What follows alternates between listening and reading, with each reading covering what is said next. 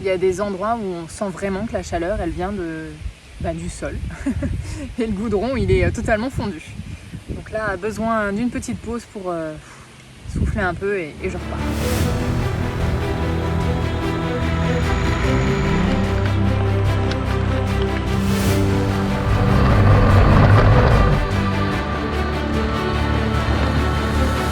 Salut à tous et bienvenue dans ce nouvel épisode. Après un peu plus d'une dizaine de jours passés sur Kuchadasi, il serait peut-être temps de reprendre la route, non? En plus, ça sera ma première vraie étape en solo. Direction Pamukkale. Ça y est, c'est le moment de remonter sur ma petite moto.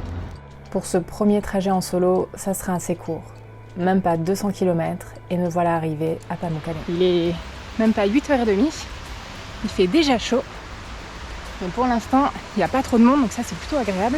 C'est devenu l'un des endroits les plus touristiques de Turquie. Pour ce paysage blanc étincelant, mais surtout pour ses bassins, remplis d'une eau aux couleurs incroyables.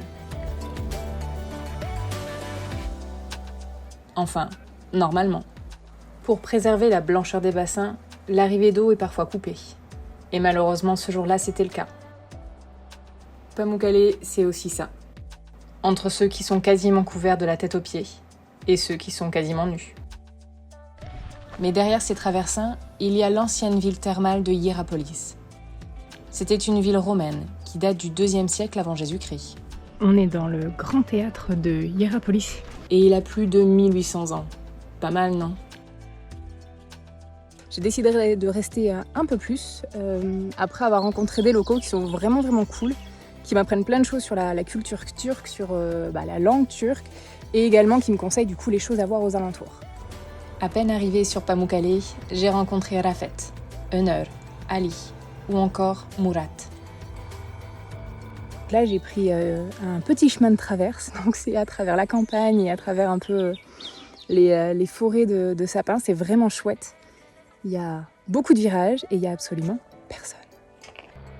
Sur leur conseil, je vais aller visiter la ville d'Aphrodisia.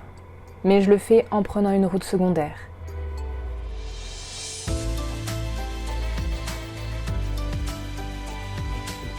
Alors je suis arrivée au pire moment, parce qu'il est midi passé, donc c'est en plein cagnard. Mais la route qui allait de Pamukkale jusqu'à Aphrodisias, en passant par un peu la montagne et l'arrière-pays, c'était vraiment cool.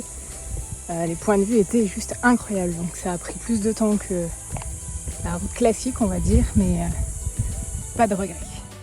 C'est donc sous un soleil de plomb que je vais attaquer la visite d'Aphrodisias. Cette cité antique date du IIIe siècle avant Jésus-Christ. Avec ses 60 mètres de large sur 260 de long, son stadium était d'ailleurs le plus grand du pays. Il pouvait accueillir jusqu'à 25 000 spectateurs. Si ce site est aussi bien préservé, c'est qu'il a été recouvert par des coulées de boue il y a très longtemps. Ça l'a ainsi protégé des éléments extérieurs. D'ailleurs, une grande partie du site est encore enfouie.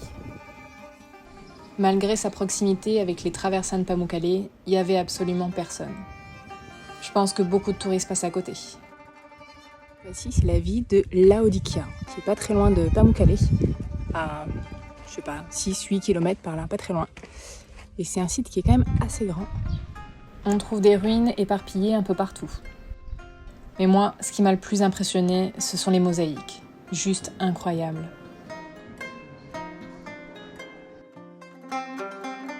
Et comme pour Aphrodisias, il n'y a absolument personne. Pourtant, on trouve un odéon, un théâtre, un temple et plein d'autres choses. Et après plusieurs heures passées en plein cagnard, il est temps d'aller se mettre au frais.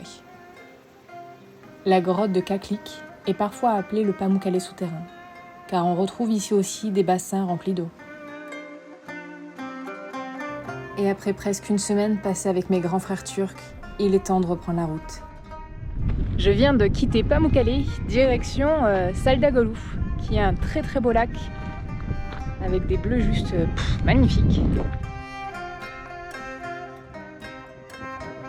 C'est ce qu'on appelle un pideler. Donc c'est un grand pide, une sorte de pizza turque, et avec vue.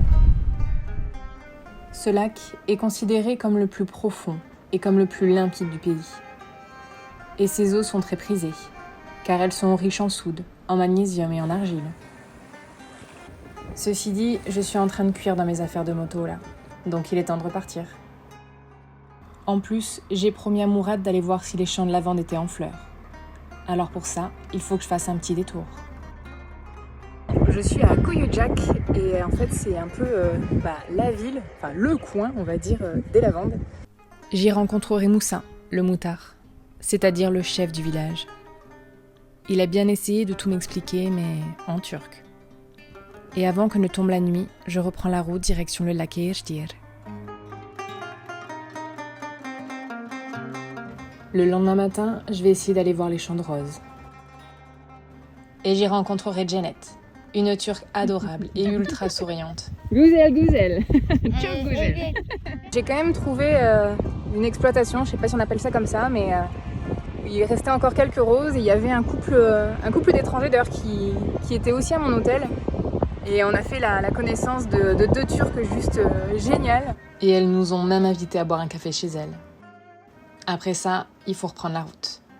Et ça me permet d'avoir une vue imprenable sur le lac Eğirdir et sur la ville du même nom juste en face, là. Même pas 150 km me séparent d'Antalya. Il y a des endroits où on sent vraiment que la chaleur, elle vient du sol.